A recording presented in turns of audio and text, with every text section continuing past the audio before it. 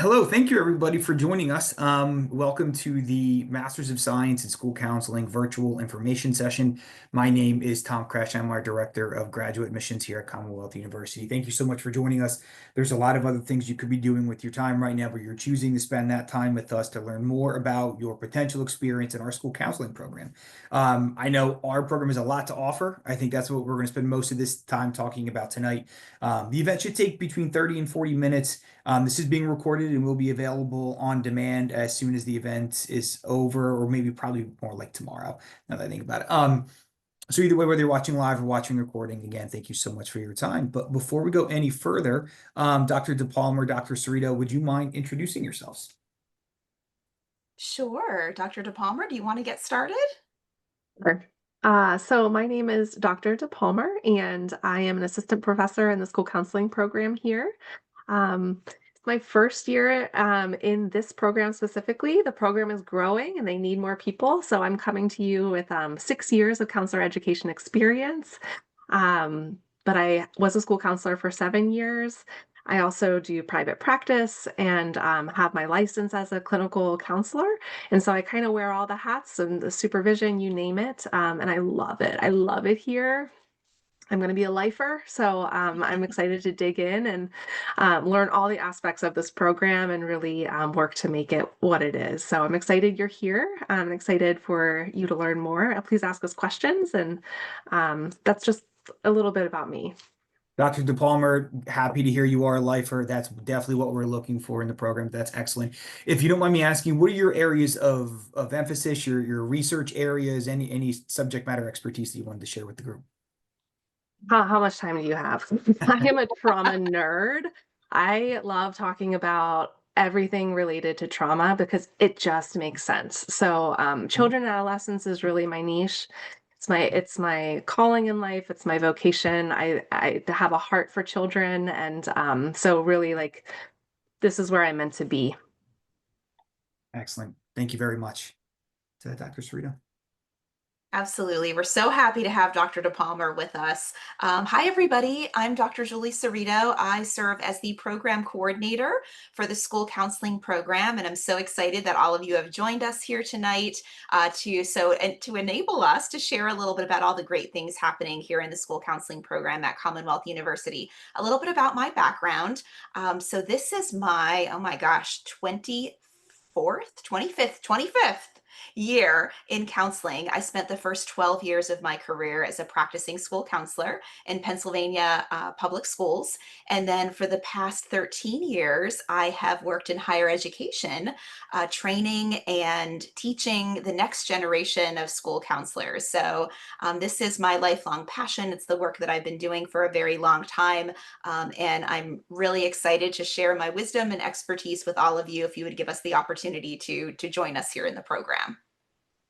Great. Thank you, Dr. Cerrito. And Dr. Cerrito, I will turn it over to you. I know you have a great presentation planned, but I think we can kick off the information session. Yes, absolutely happy to. So we And have, if go And I'm ahead. sorry to interrupt. If anybody has any questions, if you wouldn't mind putting them into the Q&A, we'll be, going through the presentation first, then we'll open it up to a Q&A as soon as we're done. Thank you. All righty. So we're going to go ahead and get started talking to you a little bit about the Master of Science in School Counseling program here at Commonwealth University. And this is one of my former students here on this picture with a bulletin board of who you're going to call, fitting as we approach the fall season and Halloween season. Just a little bit about the SAP, the kind of student referral system, and how students could basically find the help that they need. So the student assistance program here. So just kind of a fun way to get started. And this is another one of my students who is now a practicing school counselor, as you can see with the lovely, lovely plate on his desk there. But we're really here to talk to you about why choose school counseling, why choose the Master of Science in School Counseling. So a few things that we want to highlight about this program is that The program is 100% online, and that is very important because a lot of our students are working professionals, right? They might be teachers, they might be working in some type of behavioral services or some other type of counseling field, and their days are packed, right? And so what we're finding is a lot of our students really enjoy having that online experience. It just makes it easier for them to be able to move through a graduate degree as opposed to coming to campus and sometimes needing to travel. It takes away some of those geographic barriers as well. So the program is, all the courses are delivered 100% online, and then the practicum and internships are face-to-face in schools with our school counseling supervisors, but they can be in your preferred geographic location within Pennsylvania. So we are a Pennsylvania Department of Education approved program. And so we really look to have our students, if they can, stay here in Pennsylvania, but there are opportunities where sometimes students will decide to go elsewhere, and we can help them with that as well. But we specialize with the requirements here in Pennsylvania. So the program is unique. And one of the things I love about it is the fact that it is tailored to whatever students prefer, whatever their career needs are, both now and in the future. And so one of the things that I think really distinguishes this program from others is that we have different pathways for the Master of Science in School Counseling. One of them is a 48 credit hour pathway, which leads to certification as a school counselor. But the other one is a 60 credit pathway. And that 60 credit pathway is for students who are, yes, interested in school counseling certification, but also want to kind of leave some room for the possibilities of perhaps becoming licensed in the future. You heard Dr. DePalmer say that she was formerly a school counselor and she is a licensed professional counselor right now doing some private practice work. And so sometimes students want to leave that door open and say, I'm really interested in school counseling, but I also, want to be able to meet those requirements of down the road. I would like to pursue something, maybe more in a mental health field, or maybe, possibly do private practice. And so that is really the reason for creating that choice of 48 credits or 60 credits, is because our students come in with various needs and various kind of career goals. And, sometimes they know and sometimes they don't. And so sometimes we have students who may decide to start out with 48 credits. And then once they get here and they say, gosh, I really kind of like this, I think I might want to do 60 credits and open up that pathway or that opportunity for myself in the future. And so I think a great thing is there's a lot of fluidity within the program. You don't, because you start in a 48 credit program doesn't necessarily mean that you can't change to a 60 credit program at some point and opt into that, or vice versa. Start in a 60 credit program and decide that, you would maybe want to get out there into the field working as a school counselor sooner. And so maybe opting for that 48 credit program because perhaps you have a job already lined up. And sometimes that happens where our students, they are not even through their program and they're being emergency certified in the state and already being hired. So they're looking to do that as quickly as possible. So really those two different pathways were created for those purposes. And there is a third pathway for those of you who might be listening. And that one is not a Master of Science in School Counseling, but rather a postmaster's certificate in school counseling.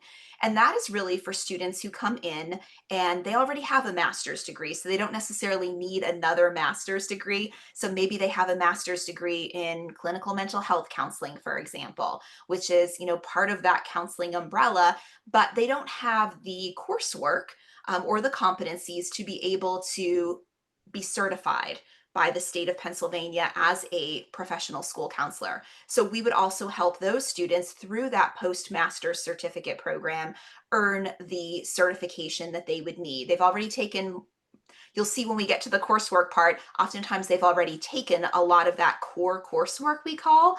So then they would just be looking to take those specific school counseling classes. And then they would also take the school counseling praxis exam in order to be certified in Pennsylvania. So those are our three pathways, and that, I shared tonight with all of you, but certainly we would help you, walk you through those different selections and help you choose the one that is best for you, depending on your circumstances, if you already have done some graduate coursework, and what your career opportunities look like for the future. both now and 10 years from now or 20 years from now.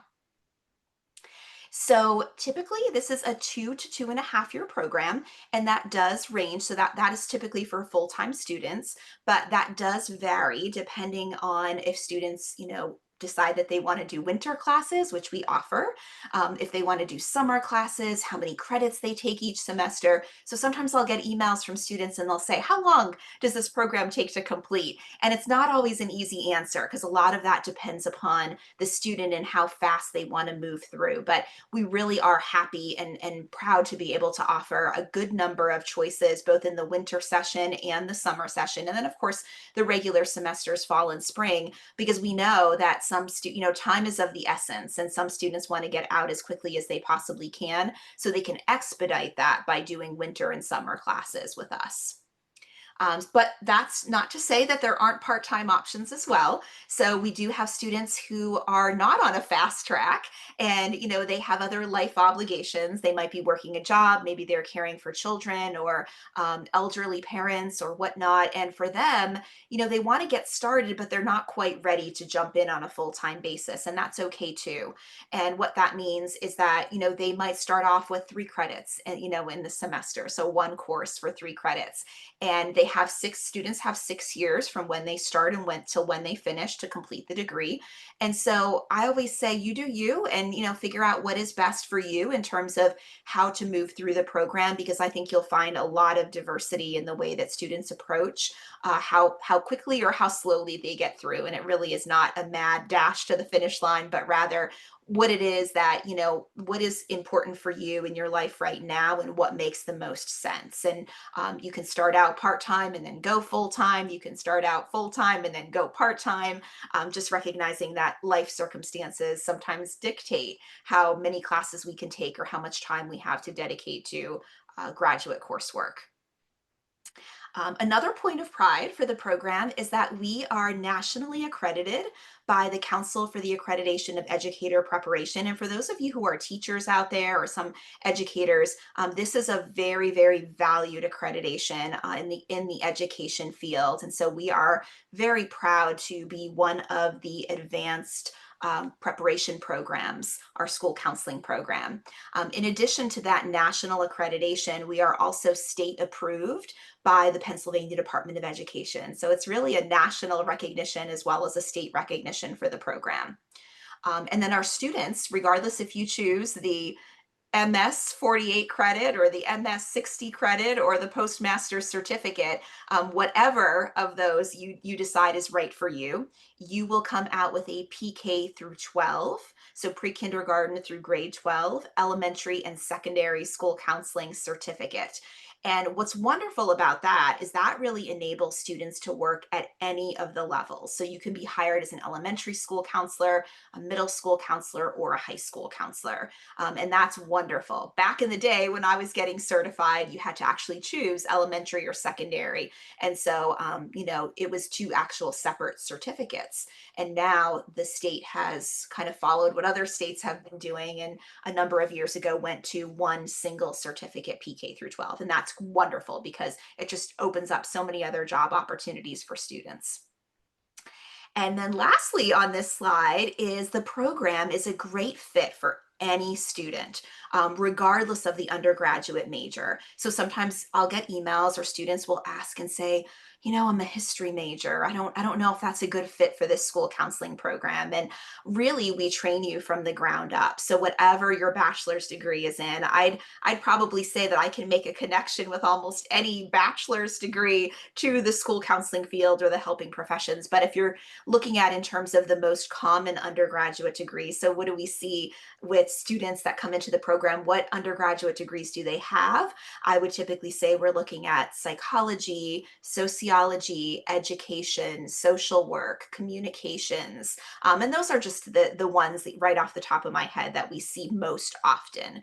But if your your undergraduate degree is in something else, we still welcome the opportunity. Often life experiences too, upon earning that undergraduate degree can play a role in your decision making to come back for a school counseling degree. All right. And stop me along the way, Tom, if there are questions or things that you want me to further expand upon. No, and Dr. Cerrito, I know course delivery is a question we get often. Um, Primarily because it could be different from school to school. If your undergrad institution is different or is not from Bloom, Lockhaven, or Mansfield, or if you are a current employee and you're returning to school, they may be thinking, man, what is it like to be in, a synchronous or an asynchronous class? What type of software do I need to be familiar with? So could you walk us through the course delivery and how you facilitate courses? Yes, absolutely. So that's a great point. So I mentioned before that our courses are offered online with that in-person practicum and internship experience, and they're offered from 5 to 8 in the evenings. And again, that is to really accommodate our working professionals out there who, can't necessarily attend classes in the middle of the afternoon. So trying to make it convenient for their schedules. And most of our courses, and that's in a few slides, we'll get to the actual course names and the titles. Most of them are synchronous, meaning that they meet live, similarly to what we're doing tonight through this virtual information session. But we do have a few courses that are asynchronous as well. And so that really provides a nice blend for students. So sometimes, in the winter, I'm thinking of Dr. DePalmer and I are both offering an asynchronous class this winter. And that's really nice because it falls over the holiday season. And so sometimes, not sometimes, but I would say all the time, that tends to be very busy for folks. And so it's nice to have that be asynchronous because you can kind of work on it when you have the opportunity to. And so that's just an example of, we do have a few courses that are asynchronous, but I would say the far majority of them are offered synchronously because, we love to interact with students. And, there's a little less of that perhaps that happens, or maybe it looks a little different because you're not necessarily meeting with students live in those asynchronous courses, but recognizing that some courses do lend themselves quite well to an asynchronous nature and can still be quite interactive, even though there isn't that live Zoom happening, on a weekly or bi-weekly basis. And so some of our courses meet every single week, on a designated day and time, and then other courses meet every other week. So they might meet the odd weeks or the even weeks. So for example, like our orientation to professional school counseling class, that meets every other week. So it meets odd weeks or even weeks. And so across a 16-week semester, a course like that may be meeting 8 times, for example. And then the other weeks, the off weeks, would be asynchronous. So that would be an example of a course that really is 50% synchronous and 50% asynchronous, meaning that, it kind of, goes a little bit back and forth and can blend the best of both of those worlds, or so we think. And we do use Brightspace, which some of you may be familiar with as Desire to Learn. It has a new name now, Brightspace, but that is the course learning management system, the platform that we use here at Commonwealth for all of our coursework. All right, now we get to the curriculum piece. And so you see here, and I always like to show students the names of the courses and the kinds of courses that they're going to take, because sometimes students are uncertain. Is counseling the right field for me? I'm not really sure if I want school counseling or maybe a different type of counseling. So I always like to tell students, go ahead and look at the courses that you'll be taking and determine whether or not those are things that interest you, that pique your interest. And so if we take a look at some of these courses and we run through them, the first one is Counseling Skills and Helping Relationships, which basically teaches you all of those interviewing skills and how to be an effective communicator and counselor for the clients, the students that you're going to be working with. Career Development and Post-Secondary Readiness is a course that really helps students understand the importance of career development starting at very young ages, even in elementary school, all the way up through high school. And as students transition from high school to potentially college or the world of work or an apprenticeship or something like that afterwards. Counseling Theories and Techniques really looks at the backbone of what are the theoretical underpinnings in the work that we do as counselors. Oftentimes the work that we do is embedded in a theoretical orientation.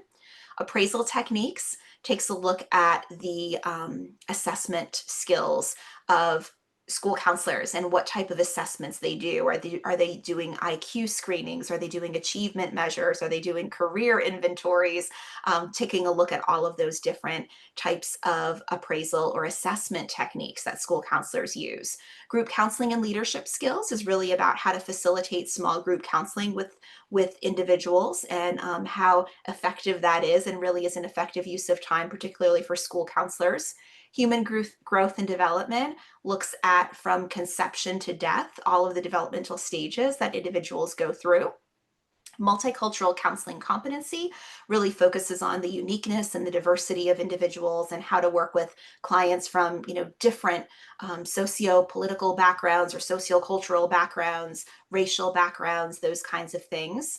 And Orientation to Professional School Counseling is a course that really gets you acquainted with what it means to be a school counselor, the role of the school counselor, the American School Counselor Association national model, and how that guides the work that school counselors do.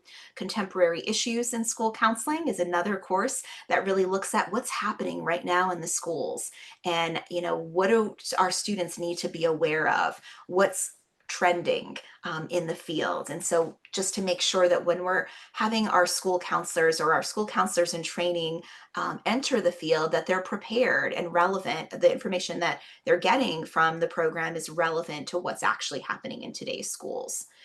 Educational Research and Writing is a course that really focuses on the research process, and students will do a literature review paper and learn a little bit about APA style writing, and how to conduct good research.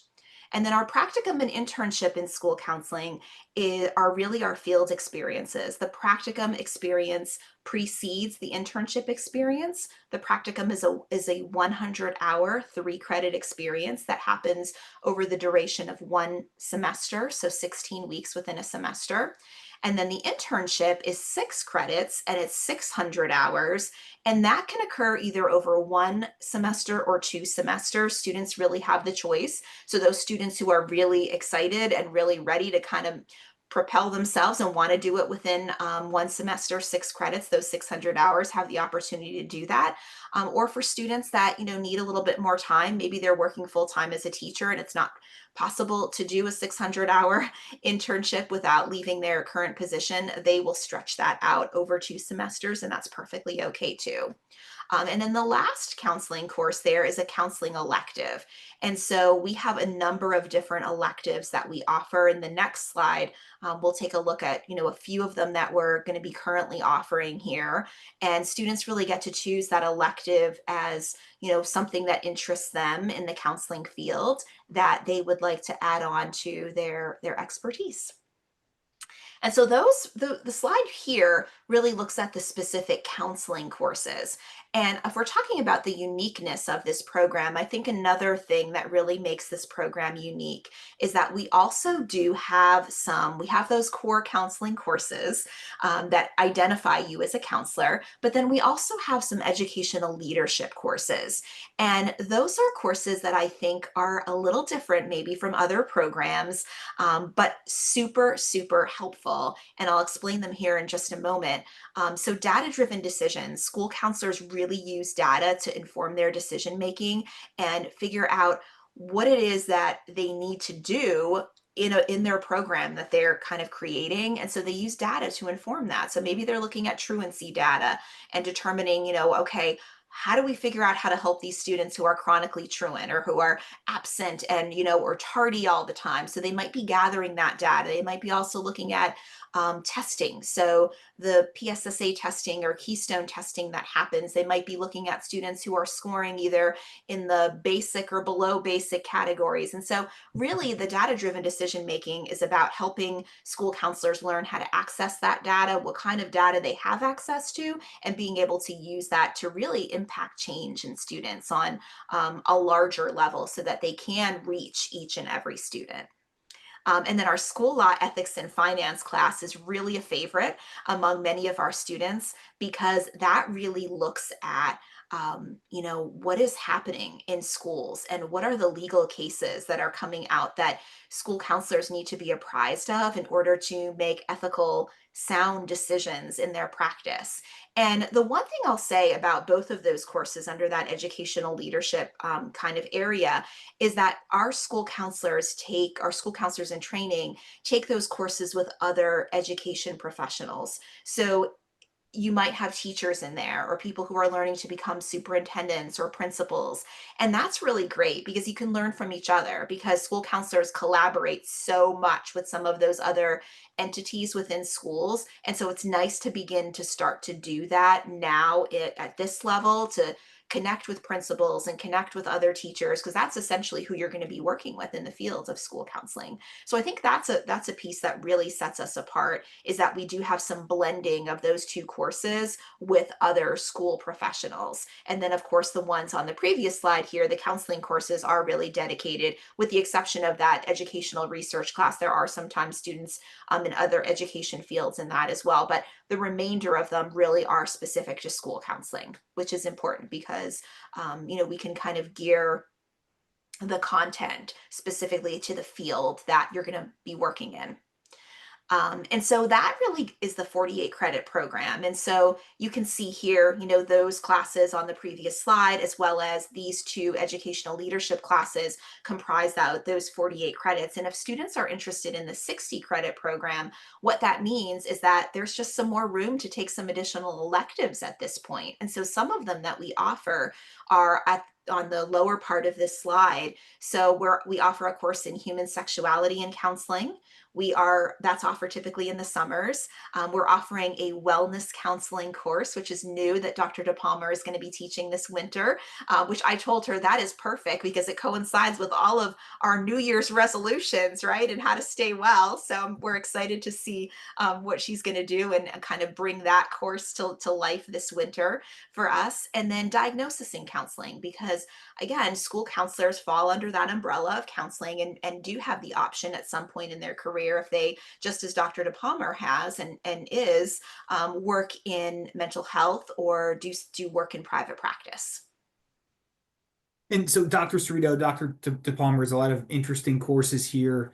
I'm sure the subject matter from all of these courses interests you. But if you had to pick one class, like what's the one class where it's like, this is my favorite one to teach. This is the one where I see it's coming up this semester. I look forward to teaching the most. If you had to pick one, which one would you pick? It's a great question, Tom. I'll let Dr. DePalmer answer first, just in case, Dr. DePalmer, I flashed that screen because my guess it might be one of the counseling courses, right? Yes, yeah. So if I were to answer this with what I have taught so far, at least, I love the one at the top, Counseling 500, Counseling Skills and Helping Relationships. So this is a course that it does meet every week, but it's a smaller group of students, and we learn basic counseling skills. It is transformational. I think that being a counselor is a way of being, and um, it's hands-on, so there's some vulnerability, but we really get to know one another because we see each other so often, and it's kind of like that. It's a foundational course, and so I really love being on the front end and just helping you hone those skills. How do I choose just one, Tom? But I will. I've taught many of them on this list. Um, and I would say that, gosh, I love, all right, I'm only allowed to choose one. So I would say I love the career development and post-secondary readiness class because it's a course that no one ever wants to teach. So I'm really the oddball that I enjoy teaching that class. But I do because school counselors, our roots are in vocational guidance. So, back in the day, was the main job of school counselors is just to get students ready for their future career. And so, a lot of professors aren't interested in teaching that class, and students oftentimes aren't interested in taking it. But usually by the end of that class, or by at least the middle, they'll be like, wow, I'm pleasantly surprised. This class is like way more interesting than I thought it would be. And so it's nice to work with students who sometimes have low expectations for a class to be able to really see the value that comes of that. And I think we oftentimes think of career development, oh, well, that's not until high school or that's not until middle school, at least middle school. But my dissertation was all around elementary school career development, which at the time was not a hot topic, but now Yeah, really is. And so that's really what I enjoy is just kind of getting students hooked with this idea that we are, as school counselors, we're preparing them for life. And part of that is that transition from high school to college to the world of work, yeah. to, yeah, whatever it is that lies in their future. Oh, that's awesome. Those are both great answers and great reasons why. Thank you. Appreciate you sharing that. Sure. And I'm sure we'd have many more if you asked us, but since we have a limited amount of time, we can only choose one. All right. So a few other things that really make the program unique, and again, things that we're incredibly proud of here is, students will often say that a lot of the coursework that they do is tied into things that they'll really do as a school counselor. And part of that comes from, Dr. DePalmer mentioned she has 6 years of experience, 6 or 7, Dr. DePalmer. I thought it was 7. 7, yeah, Seven. thanks. 7 years of school counseling experience, and I have 12 years of school counseling experience. And I think because of that, we had our boots on the ground, right? We were in the trenches at one point in our career. And so we could really make things come alive through our experiences with students and with families and with teachers and administrators. And so the fact that we've actually done the job, I know other programs, they have school counseling programs, but their faculty haven't actually done the job, so they may not have those relevant experiences to share with students that are not only enjoyable, but also really help them to see it's not just about the theoretical pieces, but it's about the practical pieces as well. And so a lot of our coursework, I think students can see they're willing to do it because they can see the value of how it will help them in their future career, as opposed to just something where, okay, turn this in and get a grade and it's busy work or, checking a box. I think there's been a lot of thought and time put into the assignments that are required of students so that they do parallel with the types of experiences they would have as a future school counselor. And I would just say, they really get that hands on experience through their practicum and internship in the schools because they are working alongside cooperating school counselors who serve as their supervisors in the field and, being able to job shadow, a little bit in the practicum early stages and then moving right into being an auxiliary school counselor. And, we have so many school counselors in the area who will email me and say, do you have anybody for me next semester? Because there's such wonderful assets in their buildings. And we know that there's such a strong need for school counselors that, an extra pair of hands, an extra set of ears, an extra, pair of eyes are so important and so valued. And so our school counseling interns are very much sought after throughout Pennsylvania, and a lot of our current practicing school counselors are seeking them out for that extra support that they need in their buildings. And So Dr. Sarita, I'm sorry to interrupt. So I know one of the questions we get often is, okay, as students are looking to identify an internship, how are they doing that? Is this a collaborative approach that you and Dr. DePalmer have where you work with them to find it, or is it totally up to the student? Can you walk us through that process? it's a great question, Tom. And so it's a little bit of both. We know that we have students from all over Pennsylvania, sometimes even, across the tri-state area or whatever. Most of our students are from Pennsylvania, but we really work with you. So we have students who are from Philadelphia, are, have doing internships in Philadelphia all the way to Pittsburgh, from one side of the state to another side of the state. And so we really work with you in your geographic area within Pennsylvania, and we will, get an affiliation agreement with that school district if we don't already have one. We have many affiliation agreements already because we have such strong education programs here at Commonwealth. But if we don't have an affiliation agreement, we'll seek that out. And so it really is, some students come in and they know exactly where they want to be. Some of our students are teachers and they say, I'm a teacher in this district and this is where I want to do my school counseling practicum and internship placement, and we'll work with them. Other students are saying, gosh, I'm not really sure. I can go to this district or that district. And so we'll help them weigh, some of the pros and cons of different school districts in terms of what they're looking to get out of that practicum and internship, because some students need different things. Teachers will not necessarily need some of the classroom management things, but someone who's coming in as a psychology student with no teaching background might say, hey, I need more practice, getting up in front of a classroom and offering classroom guidance lessons. So where can I do that? And so we have conversations like that so that they're tailored to not just what they need in a geographic area, but what they're looking for in a placement in terms of what kinds of experiences they need for their own professional development, because the goal is when they exit that any of those growing edges are kind of smoothed out and they're feeling really ready to jump into the interview phase and land their job. So it's our job to kind of help them figure out where their strengths are and where their growth edges are. Great, thank you. Yeah, and so I already mentioned that, like I said, we were so fortunate to hire Dr. DePalmer and, bring her expertise in schools to our program to have another identified school counseling faculty member. So lots of different career options. Oftentimes students will say, I think I want to be a school counselor, but I'm not really sure. And what happens if I don't get hired as a school counselor? Does that mean that I'm just going to be unemployed? And the answer is no. So, yes, we train you to be school counselors first, and that is the primary purpose of this program.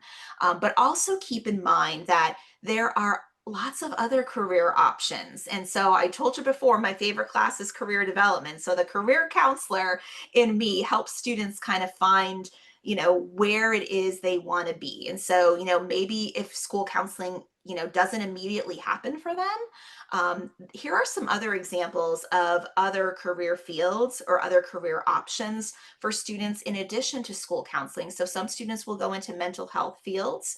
Others will work for nonprofit agencies or social service agencies. Some students will work in college counseling centers. I have a few students who are working in university college counseling centers. Or career development offices, for example. That's again another popular one. A lot of school counselors have the training in the background because of that vocational guidance piece, where universities love to pick them up and hire them in career development offices. They could work in health and wellness fields within counseling. They could do career advising. So sometimes career advisors or academic advisors, or they could do admissions counseling work, drug and alcohol counseling work, so career coaching. So there are a lot of other options for students.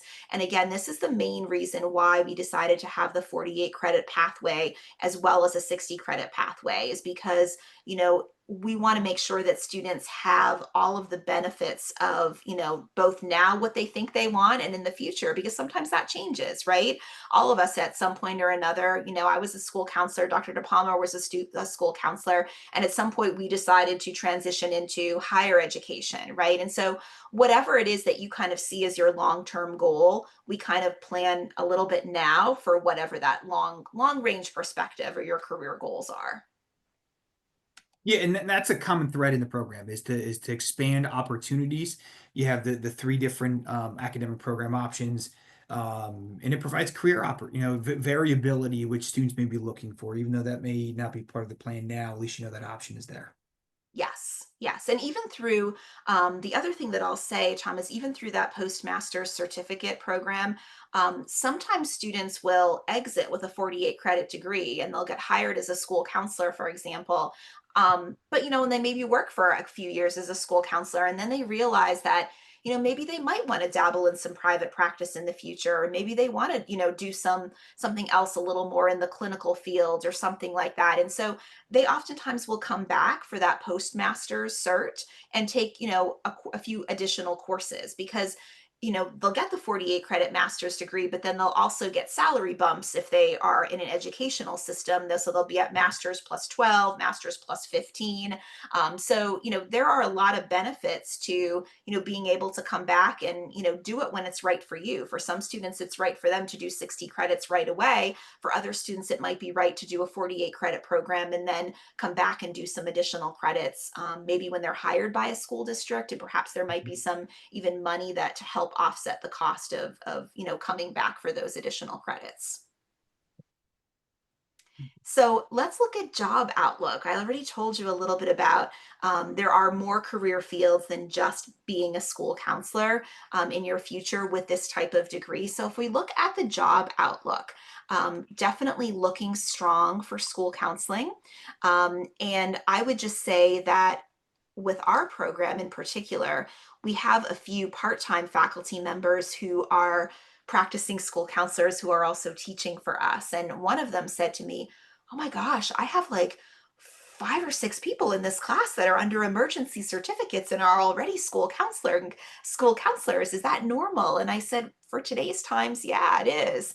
And so in Pennsylvania, we're really seeing that a lot of our students either have secure jobs before they even exit or finish the program. Before you're walking across the stage, they may already have a job. Some of our students are under emergency certificates and are coming in to start the program because they need that certificate. And so the job outlook is really strong right now in Pennsylvania. We know that there's a mental health crisis with our youth, and that the school piece of it isn't exempt from that. So our students in the age categories, whether it's elementary, middle, or high school, are really struggling with so many mental health challenges today. And school counselors are fielding some of those issues and concerns that students are facing, that parents are bringing to the school counselors.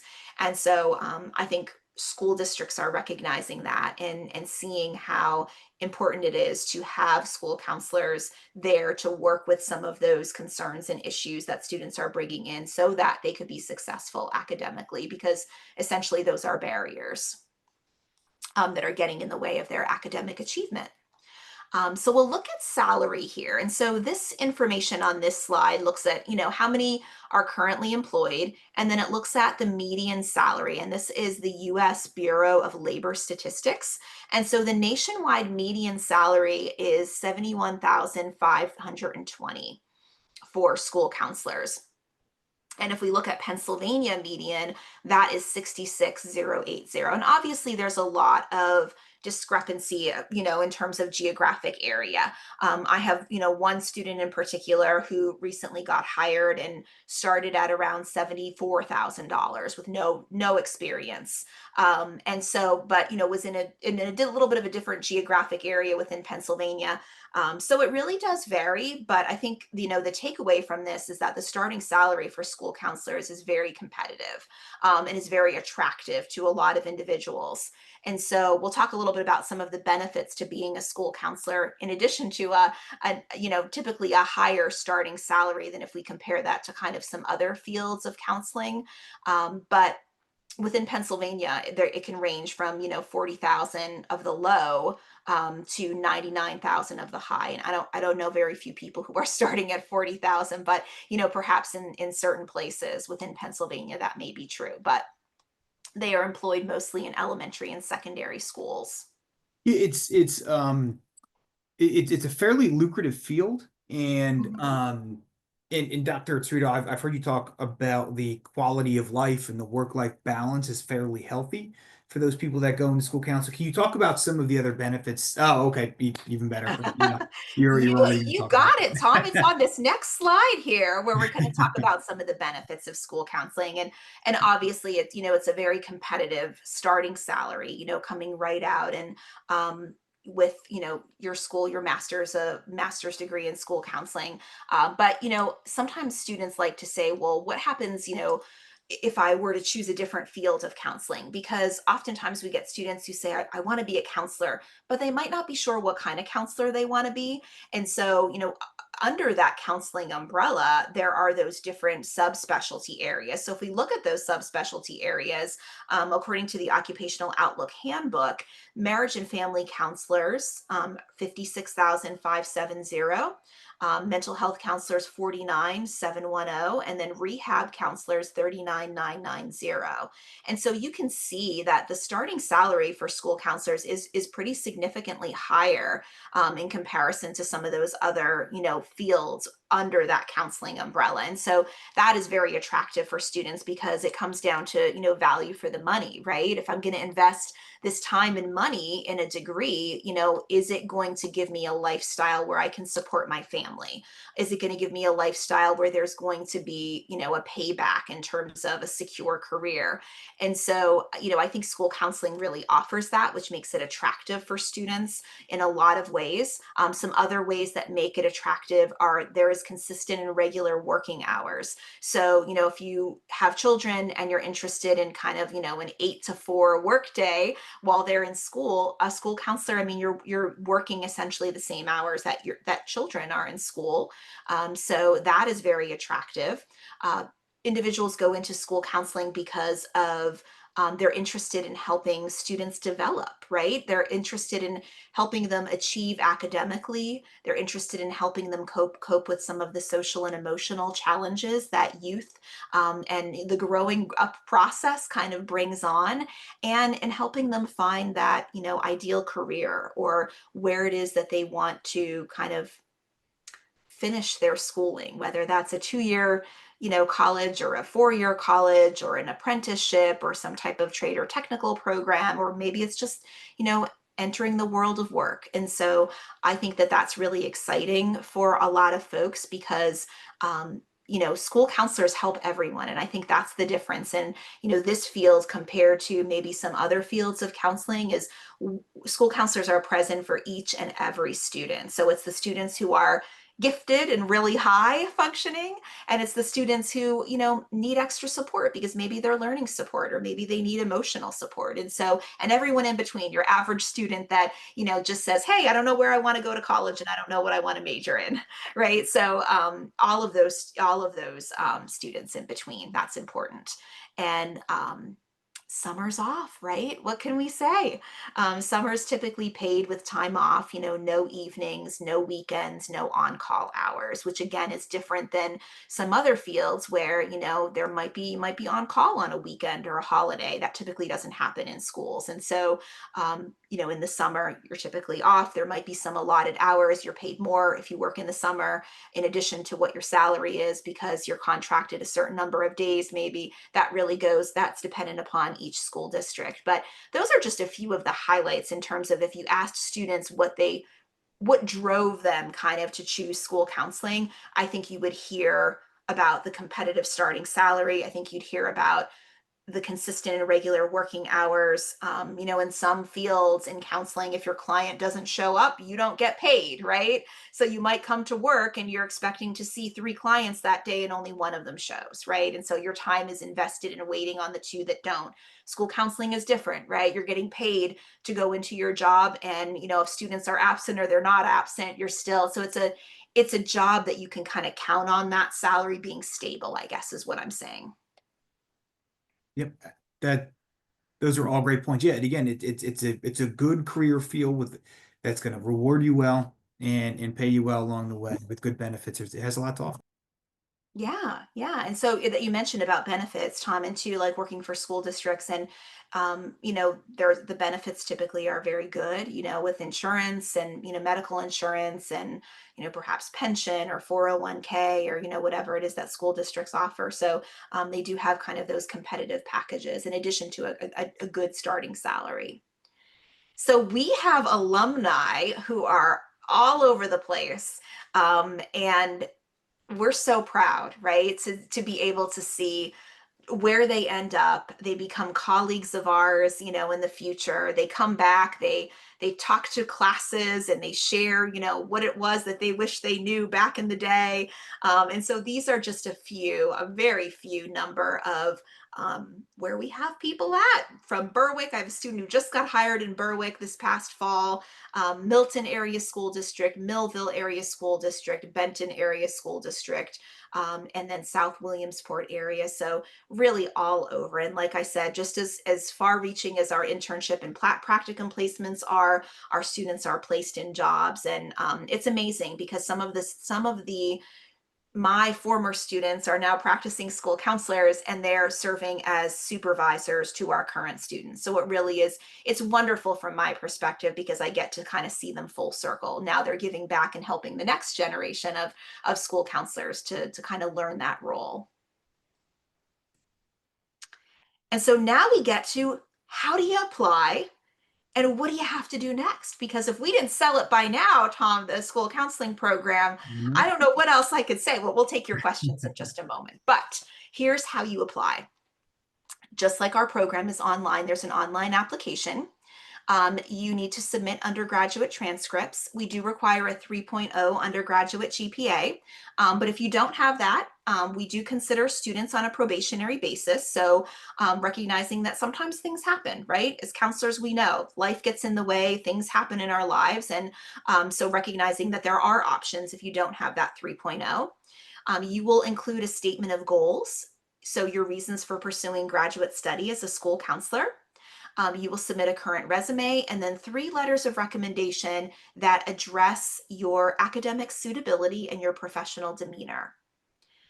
So that's what you do to apply. It's a pretty simple process. Anything that you want to add, Tom, about the application process? Yeah, it is pretty simple. We accept applications spring, summer, and fall. And again, I mean, basically, again, one of the additional common threads of the program is flexibility in our ability to kind of meet you where you're at. And for some students, they want to start in the summer. Some they want to start in this. So again, we've got all these different options to meet you where you're at, just to make it as flexible as possible. A Understand great you're point, busy. Tom.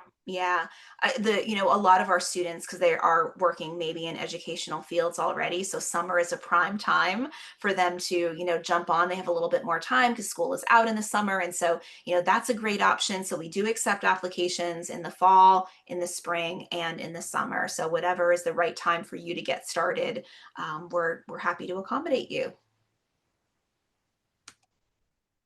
And then for more information, here is our contact information. Dr. DePalmer and myself, feel free to get in touch with either one of us. Don't hesitate to reach out. We're happy to answer your questions, even if it's just, I'm not sure if this is the right program for me.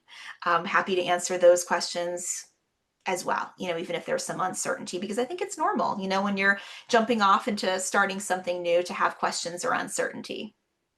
Yeah, and I know one of the things that we have out there too that's available on demand is an alumni panel discussion. So that's a great way to learn more about the student experience, what it was like integrating into into the career, going from the graduate program into the career. They talk about kind of their day-to-day activities. In school counseling is a field where there's no undergraduate degree equivalent. There's no bachelor's in school counseling. So for a lot of students, there may be some wonder, like, man, like, what am I actually going to do? What is it like to be a school counselor? And I think Mhm. that's what that virtual information session can cover, is hear from some of our alumni, and Absolutely. walk through, like, hey, this is what it's like. This is how it feels to be a school counselor. Here's some of my daily tasks. So I think that has a lot to offer, and that's available on the website. Yeah, that's a great point. Yeah, you'll hear from students about, their favorite classes, which ones that they felt, really prepared them. And you'll hear directly from them, which I think is important. Yes. So I know we can move into the Q&A. I know we have a couple great questions here, Excellent. that I have for you, Dr. Cerrito Do here. you want me to stop sharing, Tom, or should I just leave this up with contact information? I think it's okay to leave it up just in case people Perfect. who are Yeah. watching the recording may be looking for that. But how long does the program take to complete part-time? That's a great question. And part-time for some people means different things. And so, depending on if is part-time meaning 3 credits per semester or 6 credits per semester, it really depends. I think that's a hard question to answer because it would depend on how many credits. And I mentioned before whether or not students decide to take classes in the winter or the summer, that can change things. But I would say if you're part-time and moving at a pretty good pace, maybe 6 credits, 2 classes per semester, it could take maybe 3 or 4 years, but again, that's all variable in whether or not you decide to do winter classes or summer classes as Right. part of it, or if you're just doing fall and spring, it's going to take a little longer. Yeah, no, there's a lot of variables in there, but that is a great question. Can part-time students, are they able to do courses during the winter and the summer as well, or only during the fall and spring? They are able to do whenever, yeah. So there is no one is excluded from winter or summer. If you're part-time, you're still able to take Mhm. classes in winter and summer. Yeah, and that again, flexibility. That's one of the things Mhm. that I know Dr. Cerrito, you and Dr. DePalmer do a great job of is delivering courses basically year round. Yes. Understanding Yes. that we have people who fall into a number of categories, whether they're working full time and that happens to be a downtime for them, or they just finished their bachelor's degree in something and are looking to get through the program as quickly as possible because they're so excited, and they're waiting for their first Mhm. job. And so there's a lot of reasons to offer the courses year round and basically every semester that we have on the academic calendar. So that is, I'm sure, much appreciated. For the internship, would students be able to complete it at their former school or would they need to do it at a neighboring school instead? Former school as in the school that they attended themselves as a student? Is that kind of what we're talking about? I'm That is a assuming. great question, Parker. If you don't mind providing some clarification there, that would be helpful. When should a student apply to start the spring semester? I can actually answer that one now. Oh, good. Yeah, go ahead. Yeah, no, Now, yeah, now, as soon as yeah, possible. no time like the present. And there is, I'm trying to think of the application deadline. Forgive me one, November 1st, is November what we 1st. have. Yeah. So for full consideration, November 1st. And then, of course, we will continue to look at applications after that date as well, as long as we have, the space. So as soon as you can get your application in, the better. The program has become very popular and we're excited for that. And we do have a limited number of seats. Yeah, and I can speak to that. There is been just a huge amount of interest over the last 4 or 5 years. So admission to the program has grown pretty competitive. And Dr. Srito, I think a lot of it has to do with the reputation of the program that you've built. So that's outstanding. Question here about the review process for a student who has submitted an application. Typically, how long does it take to hear back? Yeah, so that's a great question. I would say we're pretty fast. So Rachel in our admissions office is like lightning speed, right? You Yeah. submit it, and oftentimes, she is right on it, and turning that around and sending it to me, and I try to get to it as soon as I can too. Rachel's really good about making sure that she sends me an email just to kind of give me a quick notification that there's something for me to take a look at. And so, I think it depends on the semester. Time sometimes for admissions it's busier than others, and also for faculty who are reviewing those applications. But I would say typically when once all of your materials are in, what would you say, Tom? A week maybe? Maybe I would say Not maybe a even? week. And for the student that asked that, I will be sure to follow up with our colleagues and we can get back to you quickly. That's a great question. I appreciate you asking that. And you could always, like, if you're wondering about the status of your application, sometimes students will email me and then I'll, copy graduate admissions and say, hey, we're just checking in about the status of this application. And sometimes there's something missing, like, oh, we're waiting on a transcript or we're waiting on a letter of recommendation. So if you haven't heard, if you've applied and you haven't heard something, don't hesitate to reach out to one of us and we can look into it for you. Yeah, and honestly, we are always excited to be able to help, prospective students navigate this process. So, please do not hesitate to contact us if you have questions. You could have 1,000 questions. Ask us 1,000 times then.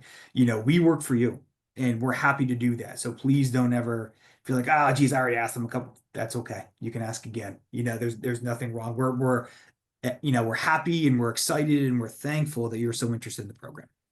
Well, and I Um, think the other piece of that too, Tom, is it's new for all of those students and it's something that we are already familiar with, but we exactly. recognize that it's new. It's the first time that you're going through this, and we've gone through this probably a zillion times, but Exactly. it's still your first time going through this. And so we want to walk you through that process.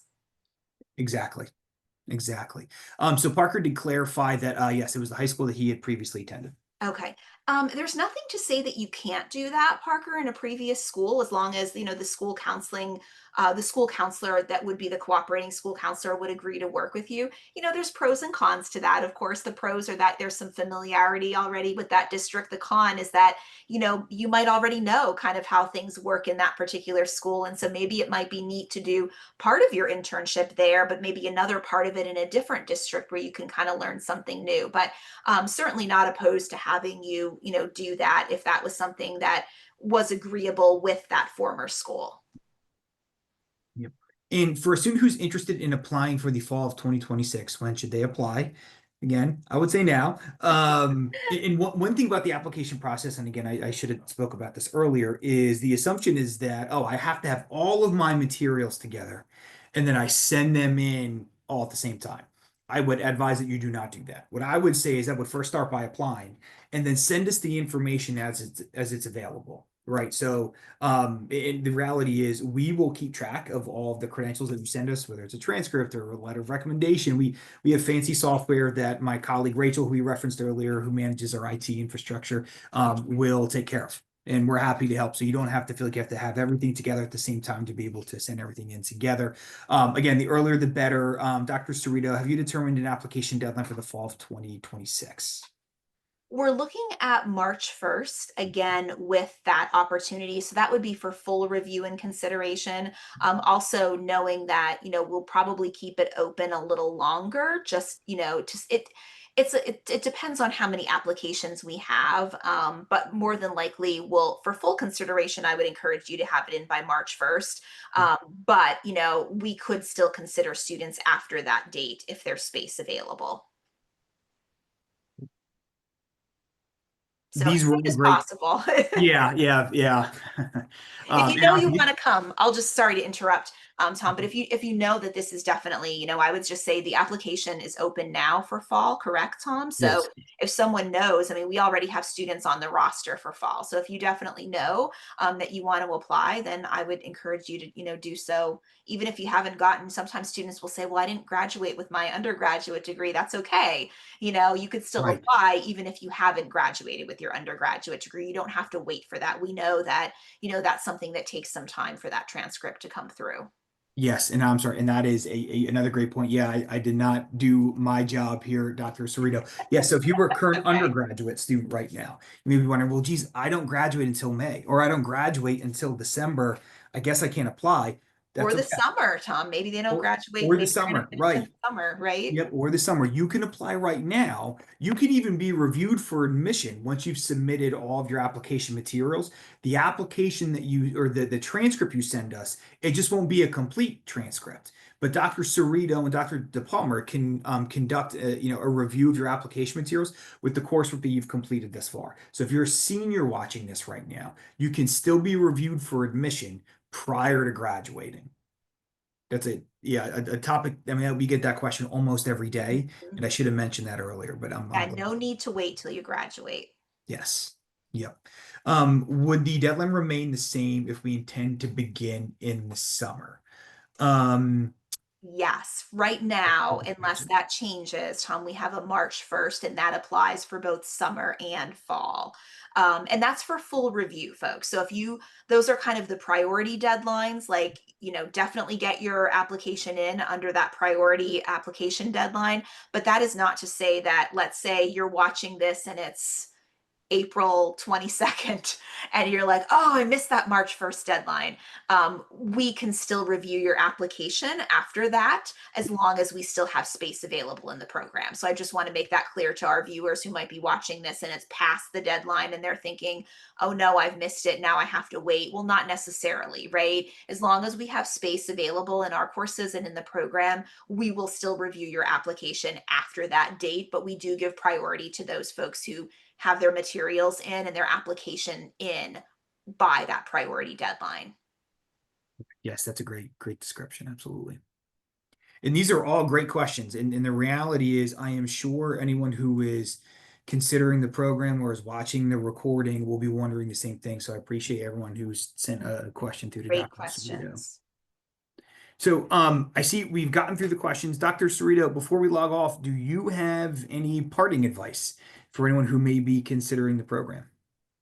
Oh, that's a good one, Tom. That's a real zinger you're hitting me with now at this hour of the evening. Parting advice would be, I would just say, follow your heart. And, you're all here today because you have some interest, whether that's in the broader fields of counseling or whether it's specifically school counseling, or maybe you're considering even other helping, fields. And I would just say, don't be afraid to talk to us, even if this isn't where you land, right? So even if you decide, school counseling isn't for me, or this program isn't the right fit, and I would prefer maybe some other type of helping profession, or some other type of social service work. Part of the process is figuring that out, and we've all been there. And so I would just say, you to get in as much take in as much information as you can to help make an informed decision, and use those people who have done the work. Dr. DePalmer and I were, like I said before, we were in the trenches. We served as practicing school counselors here in Pennsylvania. And so we really have a good idea in terms of what that job entails, not just from a theoretical perspective, but also from a practical perspective. So you utilize us in kind of figuring out what that route is for you. And yeah, it's a journey. You're all, embarking on a journey. And part of that journey is landing where you are supposed to be. And I see our jobs as helping you get to that place. Yeah, and that's great advice. And one additional thing that I would also add in is that, as when you enter the field of school counseling, the role that you serve in a school is so absolutely crucial. There are a number of teachers at a school district or in a school building. There may only be one or two or three school counselors. So you are an absolutely like elemental part of the school community.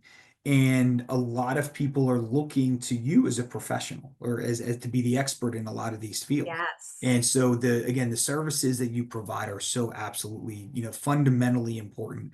I have two young school age children in elementary school, and the school counselors at their school are like rock stars. Everyone knows who they are, and because they're so important, so instrumental in student success. And I always have a deep appreciation for the work that they do. So, thank you to anyone who's considering the program. Really appreciate that. If you have any questions for Dr. DePalmer, Dr. Cerrito, or myself, we look forward to hearing from you in the future and hope everybody has a wonderful day. Good night. Thanks, everybody.